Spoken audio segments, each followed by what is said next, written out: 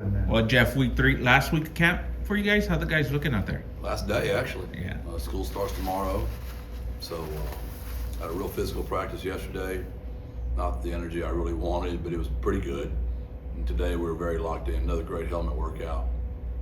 Worked some low red, some high red. And got some good half line scaling in. And it was good work. My O-line coaches and my D-line coaches hate it because there's not a lot you can do with helmets on as far as being physical.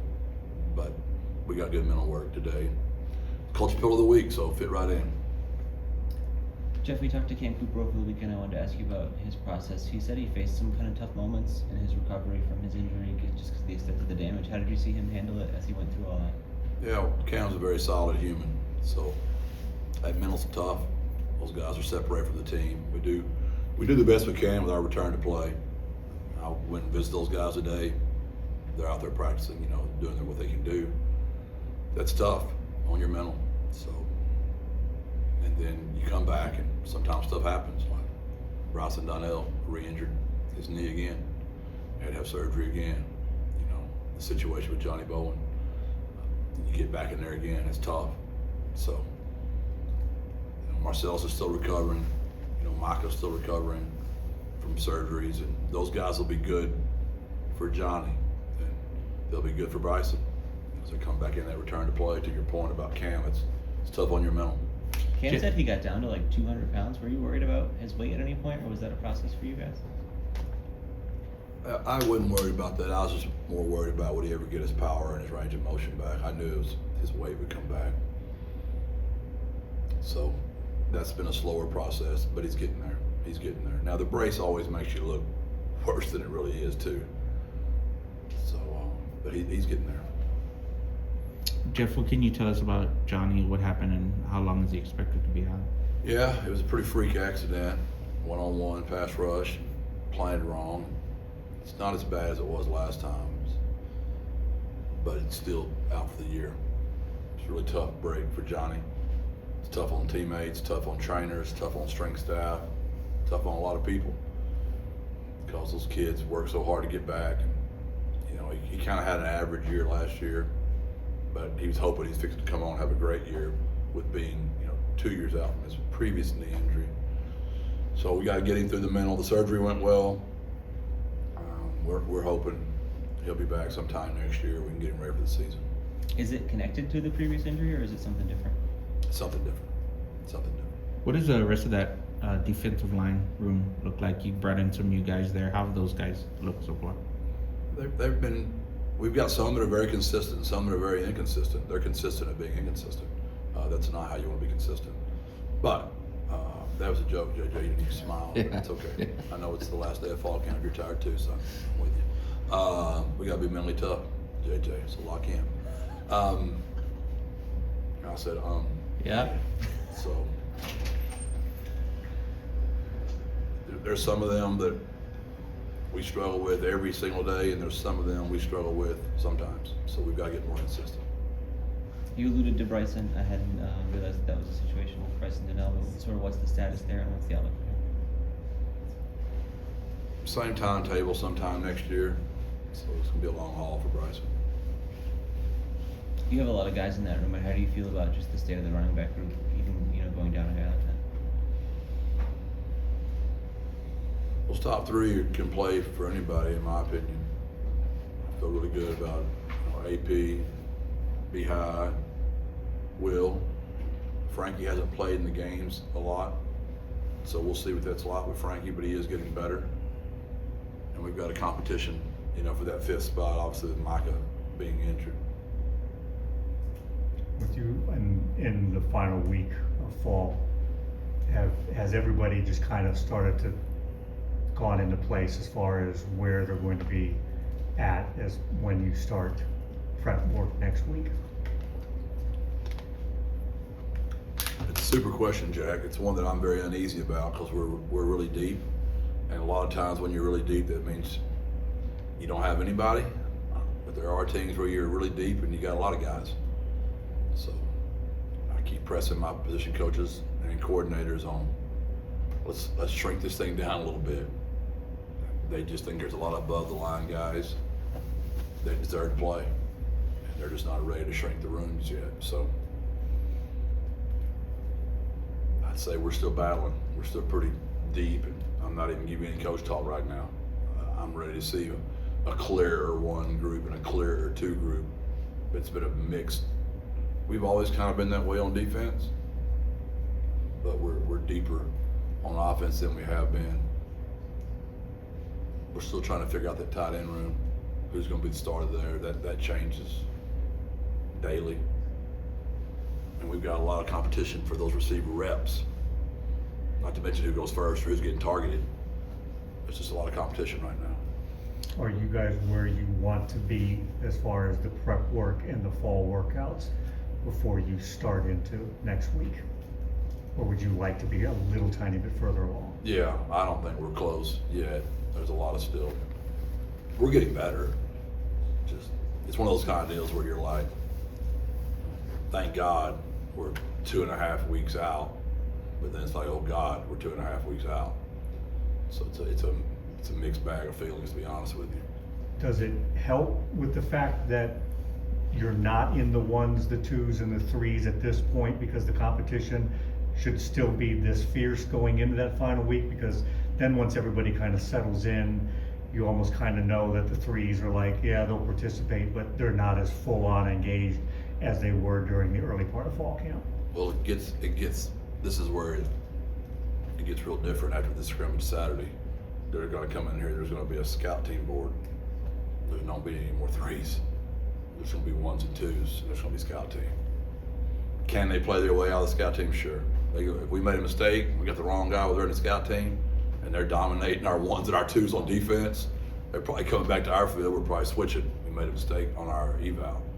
So that's where it's going to get very interesting after Saturday's scrimmage. Is you'd like to be getting pretty close to these are the scouts for UTRGV, and these are our ones and twos. And right now, we still don't know who those names are going to be, because so many coaches, position coaches, are fighting to keep their. And I can't keep the whole team over here. I mean, somebody's got to play scout team over there. So we're going to make some hard decisions here pretty quickly. And after that scrimmage is when the vote will happen for single digits? No, we're going to do some of that this week just because we've got to get some of that knocked out. I don't know that we'll go further than the 2, the 1, and the 0 right now. I'm going to make that different. We're going to have the ability. What's happened here because of the transfer portal, so many really good players come in here that are good humans, but the team doesn't know it. And I'm not quite sure yet because I haven't coached them in a game yet, that we're gonna prolong that through the year, which I know that's going to be a pain in the rear end. And I hope y'all don't ask me each week like, hey, who's moved into single digit? That'll be a story in itself, right? I just think it's a better way to handle this, that we deal with it through the year, than it is to vote and make our decision right now, and we look up and half those numbers aren't even playing, and they're not really our leaders. That's a bigger problem, because then it's going to lose what the single digit was all about. So that 2, 1, and 0 is on that triangle. So we're for sure voting for those 3. Other than that, we might not have anybody else in a number the rest of the year. We'll see. Jeff, we got to talk to your center, Luke, on Saturday. Did you ever think he'd fully be able to come back from those injuries? And like, what have you seen from him during this fall camp?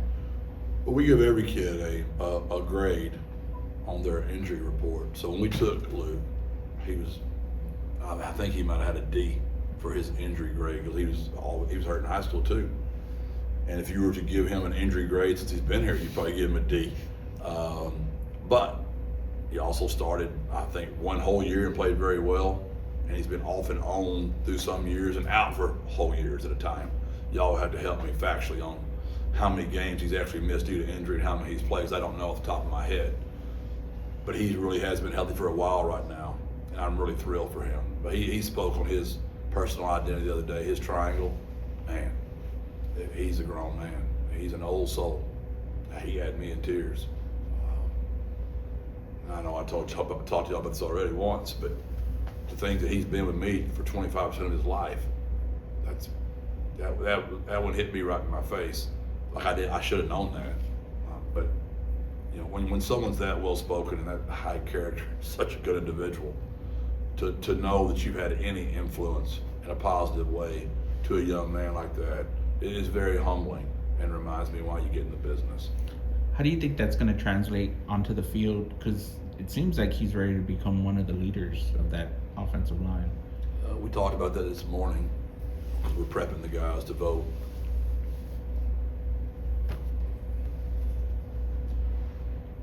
That was the question we asked. Do they believe that winning creates team chemistry, or do they believe that team chemistry creates winning? And what does data support? And I read a ton on that kind of stuff, so we had some good discussions today. About 75% of the room believes that team chemistry creates winning. About 25% believe winning creates team chemistry. And I've seen it play out both ways, but team chemistry gives you the chance to hang in there just in case you're not winning. Because if you're not winning and you don't have team chemistry, that's when you see 1-11, 0-12, and 2-10 show up. If you've got team chemistry, even when you're not winning, you can persevere the storms. And what I've tried to teach these young men is, you're either in a storm, coming out of a storm, or you're fixing to be in a storm. So storms are out there. So you want team chemistry on a team and your family situation. It just makes it better. But yeah, it's the best is, and that Big Rail gave a great answer. Reed's strength coach gave a great answer. They were very lawyer-like and said both things are what matter. Because it is easier for the team chemistry when you're winning, no doubt. When you have two experienced options for center like that with Luke and Ben, how do you decide who you want to play there versus who's better fit at guard? Yeah, we put Ben back in there a little bit more today just to get him reps. So he's a really good center as well. You just always play the best 5. Then you look at the best 6, the best 7. To Jack's question earlier, like how many guys can actually play in the game? Like we're working 10 and 12 right now. I've never had that in my career. So is it 6? Is it 7? Is it 8? Where's the cutoff point? And if it's only 8, do you have one backup center, one backup guard, and one backup tackle? That's ideal. Usually that doesn't even happen. You've usually got one backup interior, and whatever's back up your tackle spot, you're just praying, because it's so hard to find that guy. Is Ben able to help with like the calls and the communication because he's done that, or does it need to be one voice at center? No, Ben and Luke are both very good at that, but we give the center the final trump. But yeah, they're both very sharp at this stuff. Jeff, you guys got the kickoff luncheon on Friday. Can you just talk a little bit about that event and how important it is to the program? It's super fun. Bob and Peggy do a wonderful job. Our players look forward to it. I'm excited to hear Charles Haley and Michael Irvin. We still got tickets available. We've got tables available. Mike needs to sell 5 more tickets. 5 more tables. If anybody's out there need to buy a table, we try to set goals, for that thing. We're about 5 under on how many tables we'd like to get sold right now. So anybody hadn't done that yet, go to 210 City Fans and purchase that table. Just make sure you say you're purchasing it from Mike Giglio so we can get our count up. So Bob will be proud of us. You have any idea how that conversation with Charles Haley and Mike Irvin is going to go? Those are two of I saw the format, and it looks like I'm not on the stage with them. And I will admit, I kind of breathed a sigh of relief. I think that would be, I can't wait. Don Harris is plenty. To put me up there with them, that'd just be too much. Too many talkers up there at one time. I need to be out in the crowd. So I was glad they made that. Whoever made that executive decision, I am in full support of that. If you had a chance, what would you ask either one of those guys? God, Jack, I wish you'd have prepped me for that one. That's a super question. If we weren't on camera, I'd probably tell you the truth, Jack. I had Michael come speak to my championship team in 2009. It was one of the best speakers we've ever had. And I still remember him telling our players, I doubt he remembers this, but he was very, very open, very vulnerable to my players. And I was grateful. And I remember him talking about when you get knocked down, you got to get up, got to look up, and you never can give up. And I've stolen that from Mike. I'm sure he stole it from somebody, but I'm not as familiar with Charles, more for just when we got him on our team. That's back when I was a diehard Cowboys fan. I've become more of a Vikings fan here lately, and a Saints fan before that. I just knew when we got him, we were fixing to win some Super Bowls, and I believe he was on probably one or two of those Super Bowl teams. I would imagine that was fun to watch. He was so talented. So I just can't wait to hear their stories. I'm sure they're going to be funny as heck. And I can't wait. Is that always one of those things where, I'm sorry that I'm asking too many questions today, but is that amazing how one person, as good as they were, and the Cowboys had a whole lot of great players, but it's that one piece that can literally elevate a team from playoff to Super Bowl champion? And do you ever look at your team and tell them, it was like, look, you're that one guy, that one piece that literally can elevate us to that level if you commit to it? Both ways. Trey Moore and I still talk all the time. And he sent me a picture of him and Robert after their game the other day. And I said to Trey, I said, I wanted to kill you and Robert both in my career, but for both totally different reasons. The loss of a guy like that, too, is hard to measure because they're so disruptive. When you can sack the quarterback and you already have a good team, so I know JJ is all in right again, like he always is on the Cowboys. And I understand them signing Von Miller. I'm not in the room with those guys, but I imagine they're sitting around talking like, we were so good on offense, we're going to have the lead. So when we have the lead, they got to drop back to pass. So that guy can just go out there in the fourth quarter and close out wins for us, and might not play but 15 snaps a game. But if he gets the quarterback twice, ball game. So Jack must be a Cowboy fan, and like JJ, just Von Miller's going to put us over the top. Jeff, every Tuesday I come in here and ask you about the gambling line that you have no idea of. I wanted to circle back. A few weeks ago we talked about the over/under of wins. I think I told you 8.5. Well, it actually is 7.5 wins regular season. What's your reaction to hearing that? You change anything there? No, I see it. You know how I do it when I'm just sitting around, you and I are having a sweet tea, just bullcorning. You go through the schedule. If you think it's a guaranteed win, which as a coach you don't think there's any, but when I take my head coach cap off, I put on my fan cap, and I'm at y'all's perspective, and I look at you just go through, and anything I really don't know, I call it a coin toss. So when you go through it really does come out to about 7.5. And then I think it was Greg, somebody was really great, right back at me. I don't know if I asked y'all or y'all asked me, would you take that? I'd want to play the schedule.